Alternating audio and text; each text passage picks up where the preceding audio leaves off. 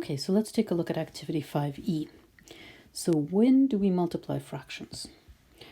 All right, so we're given, just like when we were looking at context for addition and subtraction, we're given a situation here where we have a problem that has to do with fractions, and we're not sure whether that to-do operation is actually a multiplication or subtraction, or maybe addition or division. We're not sure yet.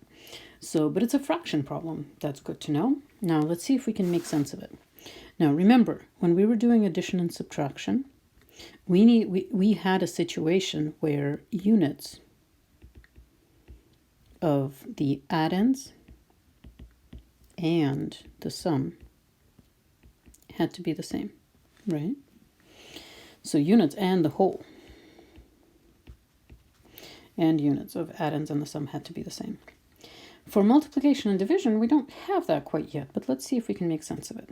So originally there are 3/4 of a cubic yard of mulch in a mulch pile. Then a third of the mulch in the mulch pile was removed. How much mulch is left in the mulch pile? So let's make sense.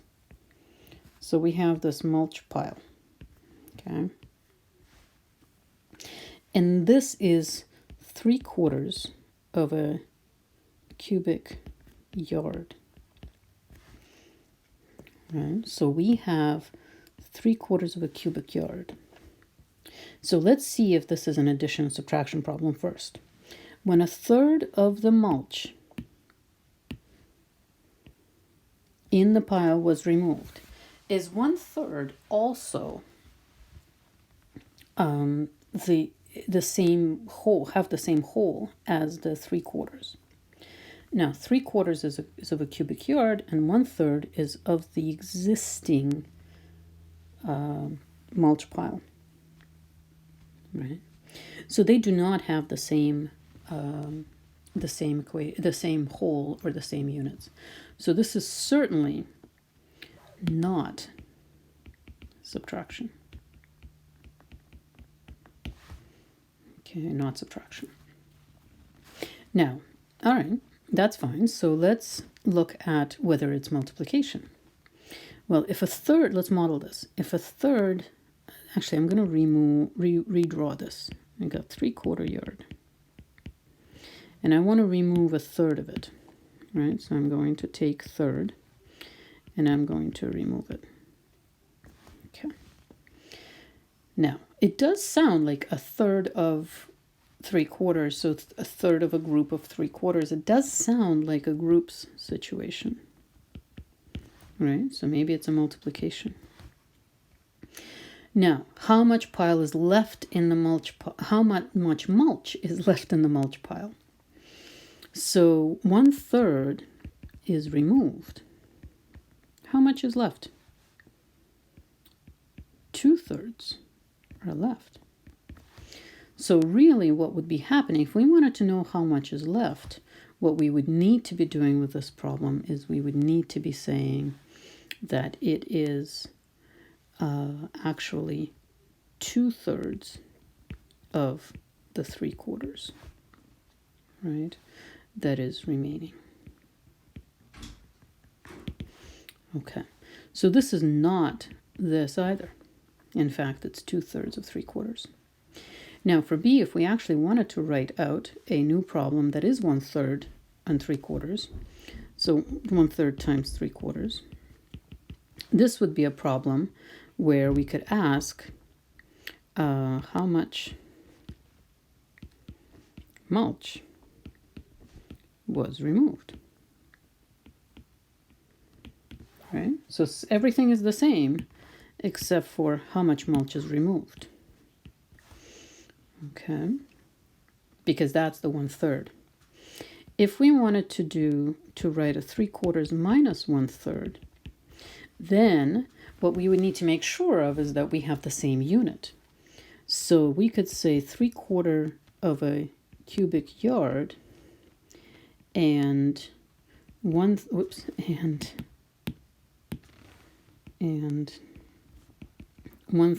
of a cubic yard is removed. Right? How much is left?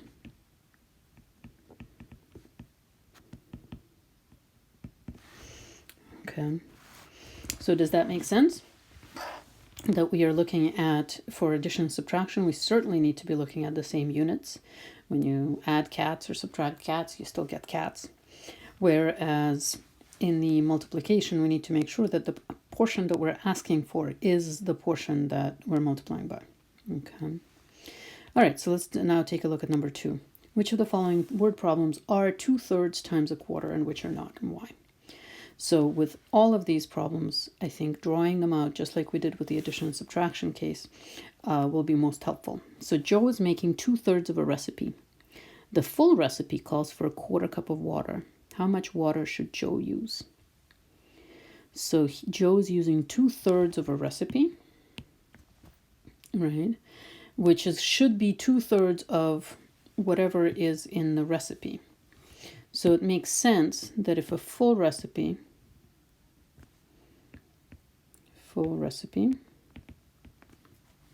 requires a 1/4 cup of water, right? So requires, this is a 1/4 cup of water, right? Then then the 2/3 of the recipe will be 2/3 times that, or 2/3 of that. So we would be able to say, okay, let's take 2/3.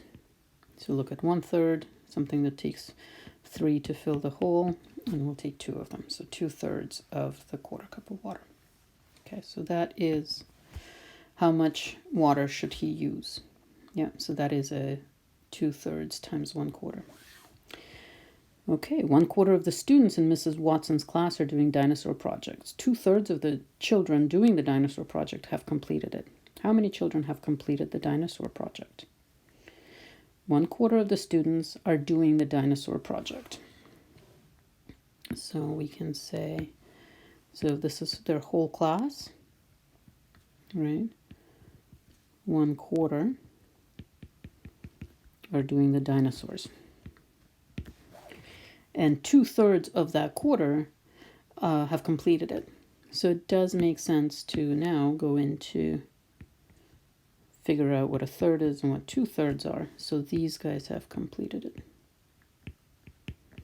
So it does make sense. How many children have, so it does make sense that 2/3 of a quarter have completed dinosaur project. And, right, so that should give us some kind of a fraction. The question, however, asks us for how many children. Would we ever know how many children have completed the dinosaur project? We would not. Okay, we would not know this. So this is not just a straight multiplication of 2/3 times a quarter. Now for question C, however, it's the same as the previous question, but the actual question being asked is what fraction of the students in Mrs. Watson's class have completed the dinosaur project? And that we should be able to know. So from argument in number B. Okay, now let's look at for D and E. There are 1/4 of a cake left in Mrs. Watson class. 2/3 of the class would like to have some cake. What fraction of the cake does each student who want cake get? Okay, so let's say we have a cake and 1/4 of the cake is left. Right, the rest is gone. 2/3 of the class would like to have some cake. 2/3 of the class would like to have some cake. And what fraction of the cake does each student have? For this, don't we need to figure out what fraction of the cake does each student have? How many students? Oops. How many students will want the cake? Right? Not the fraction of the students that we get here, but how many students, right? So we would not be able to figure this out because we need to know how many pieces to cut that bit of cake into. All right, number E. Carla is making snack bags that each contain a quarter package of jelly worms. 2/3 of her snack bags have been bought. What fraction of her jelly worms have been bought? Now, this is a really fun problem, and I'm actually going to ask you guys to think about it and let me know what you think the answer is, whether it is a quarter and 2/3. And then if you need an explanation, I will record that separately. So have fun with it. It's quite counterintuitive.